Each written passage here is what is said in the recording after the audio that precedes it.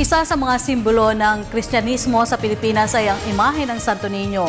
At tuwing ikatlong linggo ng Enero, pinagdiriwang sa iba't ibang bahagi ng bansa ang iba't ibang kapistahang alay sa Batang Hesukristo. Kabilang narito ang sinulog sa Cebu at ati-atihan sa Aklan. Ang kasaysayan at kahalagahan ng mga selebrasyong ito sa kulturang Pilipino, alamin natin sa report ni Benj Bondo. Tuwing ikatlong linggo ng Enero, bumibida sa iba't ibang bahagi ng bansa ang masaya at makulay na pagdiriwang ng kapistahan ng Santo Niño.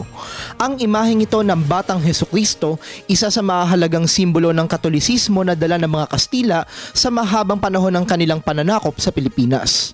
Isa na nga sa mga ito ang Sinulog Festival ng Cebu na gumugunita sa pagyakap ng mga sinaunang Pilipino sa Kristyanismo. Nagmula ang sinulog sa salitang sulog o alon ng dagat. Ayon sa kasaysayan, nagsayaw sa galakang asawa ni Raha Humabon na si Reyna Juana nang tanggapin niya ang imahe ng Santo Niño mula kay Ferdinand Magellan noong Abril 1521. Kaya tulad ng galaw ng alon, atras abante ang sayaw para sa sinulog. Alinsunod sa petsa ng pagkabinyag kay Reyna Juana, dapat ay sa Abril ang pista ng Poon, ngunit dahil tatapat ito sa Semana Santa, minabuti ng simbahang Katoliko na ipagdiwang ito sa ikatlong linggo ng Enero. Bagamat ang sinulog ay pista ng Santo Niño, ang Birhen ng Guadalupe ang itinuturing na opisyal na patron ng lalawigan na nagsimula noong 2002. Taong 1980 nang magsimula ang sinulog bilang isang parada lamang ng mga sayaw. At mula noon, naisipan na ng mga Cebuano na gawin itong isang magarbong kapistahang alay sa Poong Santo Niño kung saan kinabibilangan ito ng masayang prosesyon, fluvial parade at ang Grand Sinulog Parade sa finale ng selebrasyon. Kung Pit Senyor ang sigaw ng mga Cebuano, halabira naman ang nangingibabaw sa Ati-Atihan Festival ng Aklan.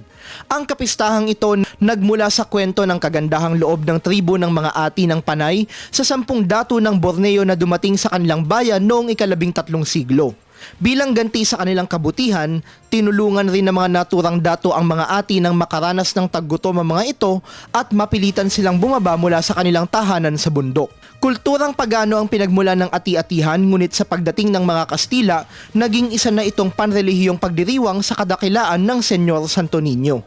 Matapos ang misa, napupuno ang mga kalsada ng mga pagdiriwang kung saan umiindak sila sa saliw ng musika ng iba't ibang instrumento.